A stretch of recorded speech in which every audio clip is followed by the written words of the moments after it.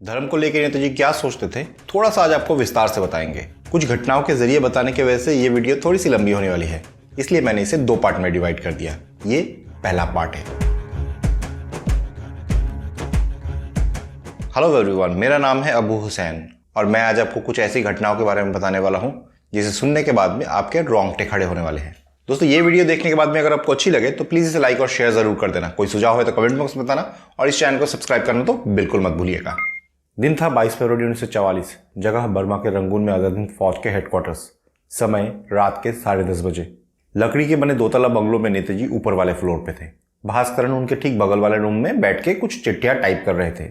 अचानक नेताजी के table boy काली आकर भास्करन को कहता है कि सर जल्दी चलिए, नेताजी कैसे कैसे कर रहे हैं। भास्करन कहता है कैसा मतलब?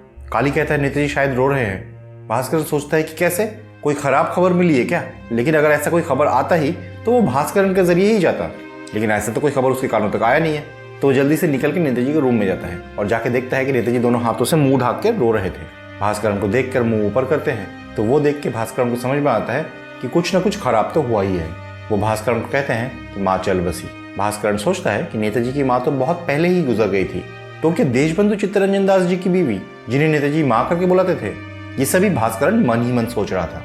नेताजी कहते हैं कि बाप बेटे की लड़ाई में सबसे ज्यादा मालकिन की ही परेशानी होती है। उन्हें समझ में ही नहीं आता है कि वो हस्बैंड का साथ दे या बेटे का। भास्करन को फिर भी कुछ समझ में नहीं आया देखकर बगल में रखा हुआ रेडियो सेट की तरफ इशारा करके कहते हैं कस्तूरबाई गांधी और नहीं रही, ब्रिटिश जेल में दम तोड़ दी है। इसी बीच अचानक उन लोगों को नीचे से कुछ शोरगोल सुनाई देता है। सब लोग चिल्ला रहे थे पकड़ो पकड़ो करके। भास्करन नेताजी को कहते हैं कि आप रुकिए यहीं, मैं जाकर देख लेता हूँ। नेताजी भी थोड़े रुकने वाले थे, वो भी भास्करन के पीछे पीछे चल दिए। जैसे ही सीढ़ियों के पास आए 2IC विशंबर पांडे उन लोगों के पास आकर कहते हैं कि सर रात के 11 बज रहे थे, ड्यूटी बदल होने का टाइम हो चुका था। उन्हें कुछ शक जैसा लगा तो उन्होंने सबको बुलाया, जिनकी ड्यूटी बदली होने वाली थी उन्हें भी, और जो ड्यूटी कर चुके थे उन्हें भी, इंक्लूडिंग माली दरवान सब लोगों को। हिसाब करने गया तो एक आदमी फालतू नजर आ गया। अब क्योंकि विशंबर पांडे उनका लीडर था तो वो सबके ID कार्ड चेक करने लग गए। जैसे ही एक जवान लड़के के सामने गया, वो अपने पॉकेट से रिवॉल्वर निकाल लिया। बगल में उन लोगों के कुश्ती का चैंपियन राम खिलाने था। वो जंप मार के उसके ऊपर चढ़ गया और फिर उस लड़के ने गोली नहीं चला पाया और उसे सब लोगों ने पकड़ लिया। उसी लड़के को लेकर ये लोग नेताजी के सामने खड़े थे। नेताजी पूछते हैं रिवॉल्वर छोड़ के भी कुछ था क्या इसके पास? तो उसके जेब से एक छुरा निकाल के दिखाया। नेताजी उस रिवॉल्वर को चेक करके विशंबर को लौटा देते हैं और कहते हैं लेकर आओ इसे मेरे रूम में। ये लोग उस लड़के को लेकर नेताजी के रूम में गए तो नेताजी कहते हैं जाओ अब तुम लोग। ये लोग शॉक्ड हो जाते हैं कि नेताजी अकेला इस लड़के के सामने रहेंगे जिसने खुद उन्हें मारने के लिए आया है। नेताजी विशंबर का हिचकिचाहट समझ जाते हैं और कहते हैं क्यों पांडे जी, मुझ पर यकीन नहीं है? क्या आपका नेताजी कोई फौजी स्कूल में टारगेट प्रैक्टिस नहीं किया है इसलिए? विशंबर और भास्करन तभी उस रूम से निकल जाते हैं। रूम के अंदर सिर्फ 2 जान, नेताजी और नेताजी को मारने आया हुआ वो लड़का।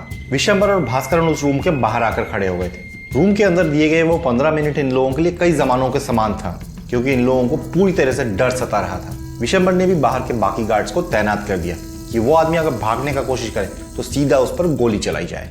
विशंबर पांडे एक ब्राह्मण है, धर्म को मानने वाला और पूजा करने वाला ब्राह्मण। देश का घर उसका बिहार के मुजफ्फरपुर में है, जहां उनका जोड़ू गोरू सभी है, लेकिन जंग ने आज उन्हें इस हालत में लाकर खड़ा किया है।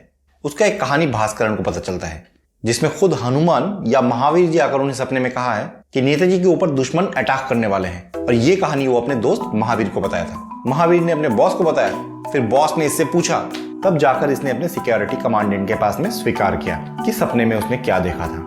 कमांडेंट सिख इंसान था। सब कुछ सुनने के बाद में इनसे कहे थे कि ठीक है ये लोग जाए वहां से, और फौज के बाकी लोग अब पांडे जी को लेकर मजाक बनाने लग गए थे। आते जाते जिसको जैसे मौका मिलता है पांडे जी का चुटकी लेते हैं कि हाँ भाई बताओ हनुमान जी ने तुम्हें क्या लेटेस्ट वॉर बुलेटिन के बारे में बताया है, या फिर थैंक गॉड कि तुम्हें हनुमान जी ने कम से कम बता तो दिया था।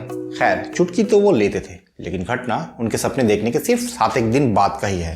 टेंशन में ये लोग रूम के बाहर 15 मिनट थे। इसी बीच रूम के अंदर से बेल बजाकर इन्हें बुलाया गया। ये लोग अंदर गए और जाकर देखे कि डेटॉल का स्मेल आ रहा था। दरअसल उस लड़के को जब इन लोगों ने पकड़ने का कोशिश किया था तो उसका होठ कट गया था और वहां से थोड़ा बहुत खून निकल रहा था। नेताजी के पास जब ये लोग पहुंचे तो नेताजी पांडे जी को इशारा करते हैं कि इसे लेकर जाए, कल सुबह देखा जाएगा। छिटकने की कोशिश करके वो लड़का कहता है कि मुझे कोई इंसाफ नहीं चाहिए, मुझे गोली मारो। नेताजी इशारा से कहते हैं कि जाओ इसे लेकर जाओ। पांडे जी जब इस लड़के को लेकर चले गए तो नेताजी भास्करन से कहते हैं कि कच्चा लोहा है ये, अगर सही से तराशा जाता तो ये पक्का तलवार बन के निकलता, लेकिन जाकर गिरा ये दुश्मनों के पास। इसे गलत समझाया गया। इसे बताया गया कि मैं बर्मा को कब्जाने आया हूँ। भास्करन पूछता है कि सर क्या आप इसे छोड़ने का सिफारिश करेंगे? नीति जी कहते हैं कि मेरा नजरिया और मेरा फौजी नजरिया एक बराबर नहीं है, लेकिन हाँ, इसे अगर छोड़ दिया गया तो इतना तो गारंटी है कि ये दोबारा तुम्हारा नीति जी को मारने नहीं आएगा। भास्करन को इसका विश्वास तो मन ही मन था ही कि किसी ने अगर 15 मिनट नीति जी के साथ में बिता लिया तो उसका मन बदलने के लिए वो 15 मिनट ही काफी है। इस घटना बीतने के बाद में 7 दिन गया कि नहीं गया, पांडे जी फिर से आकर भास्करन जी को कहते हैं कि फिर से मैंने एक सपना देखा है, नीति जी का खतरा अभी टला नहीं है, वो लोग फिर आएंगे। भास्करन थोड़ा सीरियस बनने की कोशिश करता है और पूछता है कि क्या बात है। पांडे जी आगे कहते हैं कि बाकी लोगों को कहने से वो विश्वास नहीं करते हैं, आपको कहता हूँ प्लीज आप नीति जी को बोलिए कि कुछ एक दिन बाहर ना जाए, क्योंकि खतरा फिर से आने वाला है। फिर से हनुमान जी ने उन्हें सपना दिखाया है। क्या लगता है आपको, अटैक क्या फिर से होगा? इस बार किस तरीके से, बताऊंगा आपको अगले पार्ट में। तब तक के लिए जय हिंद दोस्तों।